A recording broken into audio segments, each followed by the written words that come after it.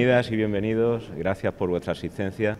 Como sabéis, el objeto de esta convocatoria es una charla. La charla va a versar sobre la brecha salarial de género. Tenemos la suerte de contar con la presencia de Yolanda Fernández Vargas, directora de la Fundación de Mujeres Progresistas, que nos acompaña desde Madrid, que ha tenido la gentileza, como digo, de asistir a este acto y darle contenido, como después hará a lo largo de la conferencia. También me acompaña mi compañera Vanessa Irla, concejal, teniente de alcalde, concejal del área de servicios sociales, que coordinados con Desarrollo Empresarial a través del Centro de la Mujer somos quienes hemos tenido a bien organizar este acto, que, como sabéis, además es plenamente coincidente con la conmemoración del Día de la Brecha Salarial de Género. Yo personalmente lamento las conmemoraciones. Hay algunas que son positivas y hay otras que son negativas. Esta para mí personalmente es negativa. ¿Y por qué lo es? Pues es porque viene a recordar la existencia de un problema. No estamos celebrando la resolución de ningún hecho ni la conmemoración de algún evento positivo, sino que tenemos que hacer una conmemoración para recordar que tenemos un problema muy grave, que además late desde la Constitución, el texto constitucional del año 78, como después diré en la introducción frente a las personas que asistan, ¿no? Después del 155, en los últimos meses, quizá todos y todas hemos oído alguna vez y de forma reincidente hablar del artículo 14 de la Constitución. Todos y todas. Bueno, el artículo 14 de la Constitución prohíbe la discriminación, entre otras cosas por razón de género. Y resulta que además comienza diciendo que los españoles son iguales ante la ley. Se ve que en el año 78 no había españolas, pero sí las había. Yo recuerdo a mi madre en mi casa, por tanto, por lo menos una española había. Pero, sin embargo, el género femenino no se introdujo en el texto constitucional. Hoy en día, 40 años después, camino de 41, todavía seguimos igual. Y todavía seguimos igual, especialmente en situaciones como esta, ¿no? En la brecha salarial. Es otro problema. No podemos tampoco dejar en manos del legislador la resolución de estas cosas. La base esencial para la igualdad radica en la educación. Y donde tenemos que invertir, y donde se tiene que invertir, es en cultura.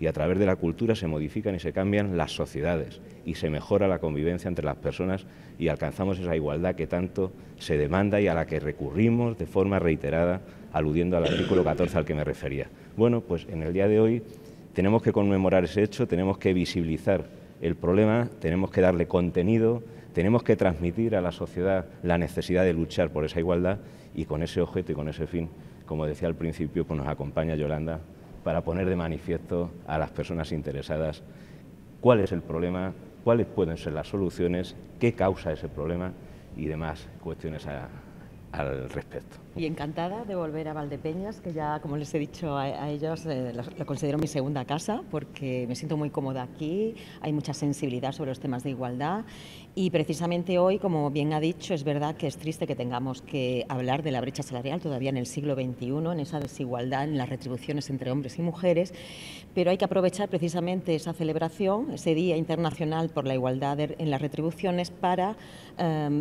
visibilizar esa problemática y realmente acercar a la ciudadanía el concepto, porque muchas veces lo que pasa es que la gente no entiende muy bien cómo pasan estas cosas, cómo es posible, si existen convenios, si todo está regulado, que exista la brecha salarial.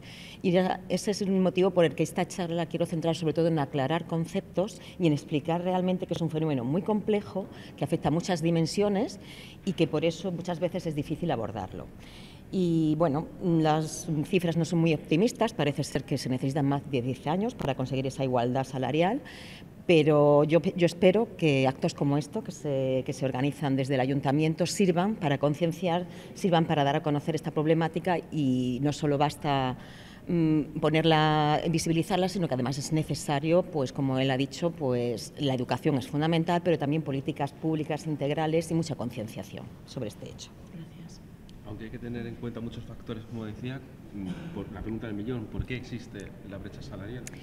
Pues la brecha salarial existe, es verdad que son múltiples factores, pero hay que tener en cuenta que existen sobre todo una parte muy importante que tiene que ver la segregación ocupacional y por actividades que hay en el mercado laboral entre hombres y mujeres. Las mujeres, en términos globales, ocupan las profesiones más devaluadas y menos reconocidas. Eso implica que una remuneración menor en su trabajo. También tiene que ver no solamente con el salario, por ejemplo, con el salario base. Todo el mundo cuando piensa en la brecha salarial piensa en el salario. No, el concepto realmente importante es el de retribución y la retribución es lo que se añade al salario base, que son las retribuciones variables, los complementos.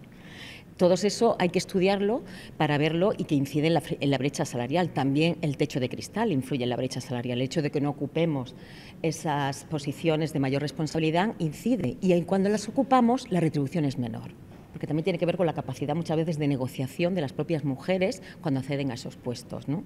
Y luego, pues, por supuesto, los estereotipos de género funcionan mucho en cómo se valoran las cualidades, las competencias de las mujeres a la hora de realizar un trabajo. Pero Francisco Delgado, ¿cuál es el objetivo de realizar esta acción que se enmarca dentro del segundo plan de igualdad municipal del Ayuntamiento?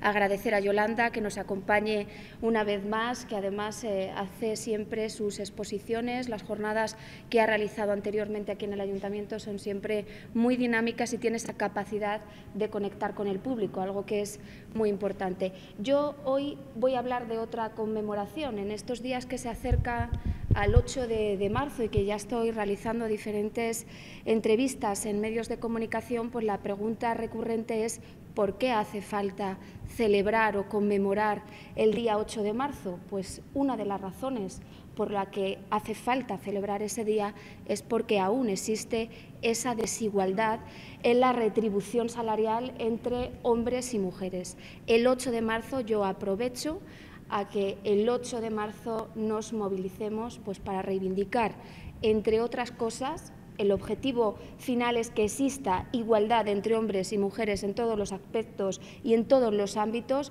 pero que uno de los motivos es que exista esa retribución salarial igual entre hombres y mujeres. Por lo tanto, animo a toda la población a que se sume a esas movilizaciones convocadas para el 8 de marzo.